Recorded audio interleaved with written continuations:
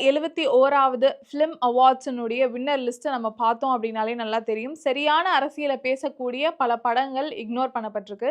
அப்படி எனக்கு நான் ஸ்பெசிஃபிக்கா சொல்லணும் அப்படின்னா, தமிழ்ல வந்து சித்தா படம் எடுத்துக்கிட்டோம்னா ரொம்ப நல்லா இருந்தது.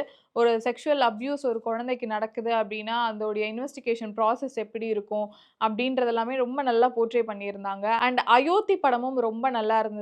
ஒரு மதம்ன்றத கடந்து மனிதம் எப்படி இருக்கணும் அப்படின்றத நல்லா போர்ட்ரே பண்ணியிருந்தாங்க. மேபி அதுல வந்துட்டு ஹீரோ வந்து ஹிந்துவா இருந்திருந்தாரு அப்டின்னா, இந்த அவார்ட் கிடைச்சிருக்கும் போல. அண்ட் ரொம்ப முக்கியமா விடுதலை 1 வந்து பார்த்தீங்கன்னா, 2023ல தான் ரிலீஸ் ஆச்சு. அதுவும் ஒரு நல்ல அரசியல பேசக்கூடிய ஒரு படமா இருந்தது.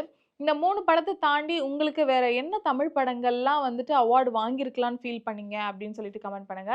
அண்ட் ரொம்ப முக்கியமா ஹிந்தில ஒரு படம், அதாவது காதல்னு ஒரு படம் இருந்துச்சு. அதுவும் ஒரு நல்ல அரசியல் படம். கண்டிப்பா உங்களுக்கு டைம் கிடைச்சா போய் பாருங்க. ஸோ அந்த படமும் ரொம்ப நல்லா இருந்தது. ஆனா, அதுக்குமே எந்த வகையிலயுமே அவங்களுக்கு அவார்டே குடுக்கல.